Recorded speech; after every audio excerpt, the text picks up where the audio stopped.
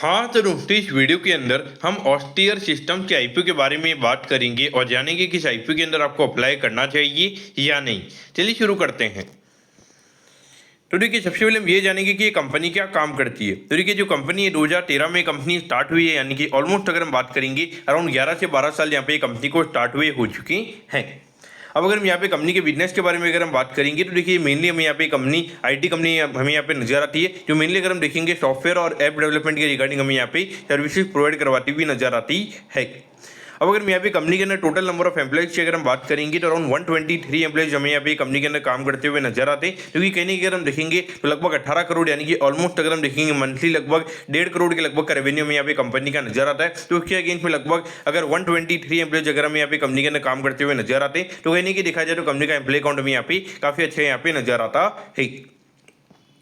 अब अगर हम आईपीओ के ऑब्जेक्टिव के बारे में अगर हम बात करेंगे, यानी कि जो आईपीओ से कंपनी को पैसा मिलने वाला है उसको कंपनी कैसे यूटिलाइज करने वाली है, तो देखिए लगभग यहाँ पे 11 करोड़ 60 लाख रुपीज हमें यहाँ पे कंपनी वर्किंग कैपिटल के लिए यहाँ पे यूज करती हुई नजर आएगी। क्योंकि कहने की अगर हम देखेंगे तो एक नेगेटिव फैक्टर पर्टिकुलरली हमें यहाँ पे नजर आता है, क्योंकि यहाँ पर ये आईटी कंपनी में यहाँ पे नजर आती है, तो यानी कि अपनी जो टेक्नोलॉजी वगैरह उसको थोड़ा अपग्रेड करने के रिगार्डिंग अगर यहाँ पे कंपनी का आईपीओ आता है, वो कहने की काफी अच्छा यहाँ पर रहता। लेकिन उसके अलावा अगर हम देखेंगे तो यहाँ पे वर्किंग कैपिटल के लिए कंपनी का आईपीओ में आता हुआ नजर आ रहा है, तो कहने की अगर हम देखेंगे तो वो अच्छी बात हमें यहाँ पे नजर नहीं आती है। क्योंकि यहाँ पर अगर हम देखेंगे तो ये कंपनी में यहाँ पे सर्विसेज प्रोवाइड करवाते हुए यहाँ पे नजर आ रही है, तो यहाँ पर आपको ज़्यादा वर्किंग कैपिटल की जरूरत नहीं पड़ती है। क्योंकि अगर आपकी कोई ट्रेडिंग कंपनी होती है, अगर आप किसी स्टॉक को अगर आप अपने गोडाउन में अगर रखते हो, तो वहाँ पे कहीं ना कहीं अगर आप उधारी पे अगर आप अपने स्टॉक को सेल करते हो, तो वहाँ पर अगर आपको प्रोडक्ट को खरीदना है तो उसके लिए आपको कैपिटल की रिक्वायरमेंट रहेगी। लेकिन यहाँ पर अगर आप देखोगे तो मेनली यहाँ पे जो एम्प्लॉइज की जो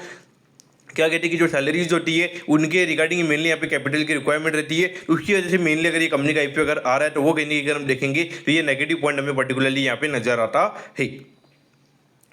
अब अगर हम कंपनी के फाइनेंशियल्स के बारे में अगर हम बात करेंगे तो देखिए 2023 में लगभग 15 करोड़ के लगभग यहाँ पे कंपनी का रेवेन्यू का नंबर था। फिर ये नंबर में बढ़ के लगभग 18 करोड़ के लगभग यहाँ पे होता हुआ नजर आया था। और उसके बाद अगर हम देखेंगे तो हार्डली यहाँ पे कोई ज़्यादा नंबर में हमें यहाँ पे ग्रोथ देखने को नहीं मिली है। लगभग एक साल में अगर हम देखेंगे तो 20 लाख से हमें यहाँ पे जो कंपनी का रेवेन्यू का नंबर है वो हमें यहाँ पे ग्रो होता हुआ नजर आया है। अब अगर हम प्रॉफिटेबिलिटी की बात करेंगे तो 1 करोड़ 77 लाख से हमें यहाँ पे नंबर 4 करोड़ 15 लाख के लगभग यहाँ पे होता हुआ नजर आया था। और उसके बाद अगर हम देखेंगे तो लगभग 4 करोड़ 1 लाख के लगभग ये नंबर में यहाँ पे नजर आता है, यानी कि ईयर ऑन ईयर बेसिस पे लगभग यहाँ पे 14 लाख से हमें यहाँ पे जो कंपनी का प्रॉफिट का नंबर है वो हमें यहाँ पे गिरता हुआ नजर आया है। तो कहीं कि अगर हम देखेंगे तो अभी लगभग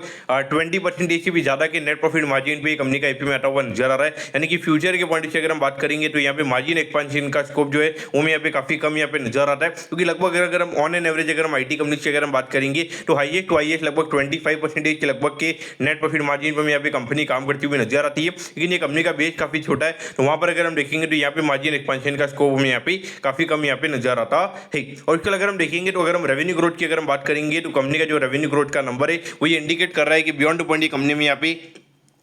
ग्रो करती हुई नजर नहीं आ रही है। यानी कि बियॉन्ड पॉइंट यहाँ पे कंपनी को नए नए ऑर्डर्स यहाँ पे नहीं मिल रहे, क्योंकि अगर हम ऑलमोस्ट अगर हम देखेंगे तो 2023 में लगभग 15.4 करोड़ से भी यहाँ पे नंबर 18 करोड़ 86 लाख के लगभग यहाँ पे होता हुआ नजर आया है। यानी कि 3 साल में एब्सोल्यूट टर्म्स में यहाँ पे अराउंड 20-25% की ग्रोथ के नंबर हमें यहाँ पे देखने को मिले हैं। तो कहीं अगर हम देखेंगे तो ग्रोथ के नंबर हमें यहाँ पे कंपनी के काफी लो यहाँ पे नजर आते हैं। अब अगर हम आईपीओ की डिटेल्स के बारे में अगर हम बात करेंगे तो देखिए 3 तारीख को ये आईपीओ में स्टार्ट होता हुआ नजर आएगा और 8 तारीख को ये आईपीओ में क्लोज होता हुआ नजर आएगा। अगर हम प्राइस बैंड के बारे में अगर हम बात करेंगे तो 55 के कट ऑफ प्राइस पे कंपनी में यहाँ पे शेयर देती हुई नजर आ रही है और 2000 शेयर का लॉट शेयर में यहाँ पे कंपनी का नजर आता है। यानी कि एक लॉट को अप्लाई करने के लिए यहाँ पे 4000 शेयर के लिए यहाँ पर आपको अप्लाई करना पड़ेगा और उसके लिए एक लॉट को अप्लाई करने के लिए यहाँ पे 2,20,000 रुपये यहाँ पर आपको लगने वाले हैं। अब अगर हम आईपीओ के टोटल इश्यू साइज की अगर हम बात करेंगे तो देखिए अराउंड 15 करोड़ 57 लाख रुपीज के लगभग आईपीओ का टोटल इश्यू साइज हमें यहाँ पे नजर आता है और ये पूरा पैसा हमें यहाँ पे कंपनी के पास में जाता हुआ नजर आएगा। और इसमें अगर हम रिटेल कोटा की अगर हम बात करेंगे तो वो अराउंड 35% के लगभग हमें यहाँ पे कंपनी का रिटेल कोटा यहाँ पे नजर आता है। यानी कि लगभग यहाँ पे 4.5 से 5 करोड़ के जो कंपनी के शेयर है वो हमें यहाँ पे रिटेल पब्लिक के पास में जाते हुए नजर आएंगे। अब अगर हम लिस्टिंग की अगर हम बात करेंगे तो बीएससी के एशियन प्लेटफॉर्म पर कंपनी में यहाँ पे लिस्ट होते हुए नजर आएगी। अब अगर हम आईपीओ के टाइम टेबल के बारे में अगर हम बात करेंगे तो देखिए 9 तारीख को आपको पता चल जाएगा कि आपको अलॉटमेंट मिला ही, अगर अलॉटमेंट नहीं मिलता तो 9 तारीख को आपको रिफंड मिल जाएगा। 10 तारीख को आपके डीमैट अकाउंट में शेयर आ जाएंगे अगर आपको अलॉटमेंट मिलता ही, और 11 तारीख को ये कंपनी में यहाँ पे लिस्ट होती हुई नजर आएगी। अब अगर हम यहाँ पे कंपनी के वैल्यूएशन के पैरामीटर्स की अगर हम बात करेंगे तो देखिए हार्डली यहाँ पे 47 करोड़ के मार्केट कैप पे कंपनी का आईपीओ में आता हुआ नजर आ रहा है। तो जो कंपनी ने पिछले साल का जो प्रॉफिट दिखाया तो उसके हिसाब से अगर हम बात करेंगे तो लगभग 14-15 के पी रेशियो पे कंपनी का आईपीओ में आता हुआ नजर आ रहा है। वैल्यूएशन वाइज अगर हम बात करेंगे तो डेफिनेटली कोई इतना ज्यादा कॉस्टली वैल्यूएशन पे कंपनी का आईपीओ में आता हुआ नजर नहीं आ रहा है, क्योंकि अगर आप देखोगे तो जिस तरीके से ये कंपनी ग्रो कर रही है तो वहां पर अगर हम देखेंगे तो कहीं थोड़ा हाईली वैल्यूएशन पे कंपनी का आईपीओ में आता हुआ नजर आ रहा है। लेकिन यहाँ पर आपको क्या करना चाहिए, तो देखिए कहीं अगर हम देखेंगे तो थोड़ा क्यूआईबी कोटा पर्टिकुलरली हमें यहाँ पे नजर आता है, रिटेल कोटा यहाँ पे कंपनी का काफी कम है। तो इस पॉइंट से अगर हम देखेंगे तो एक बार के लिए लिस्टिंग इनके पॉइंट से यहाँ पे ये कंपनी 10 से 15% इसके प्रीमियम भी कंपनी में यहाँ पे लिस्ट होती हुई नजर आ सकती है। लेकिन बाकी अगर हम लॉन्ग टर्म के पॉइंट से अगर हम बात करेंगे, अगर कंपनी में ग्रोथ बिल्कुल भी नहीं है तो वहाँ पे पी एक्सपेंशन का स्कोप हमें यहाँ पे पर्टिकुलरली बिल्कुल भी यहाँ पे नजर नहीं आता है। और जितनी भी यहाँ पे लार्ज कैप या फिर मिड कैप आईटी कंपनीज है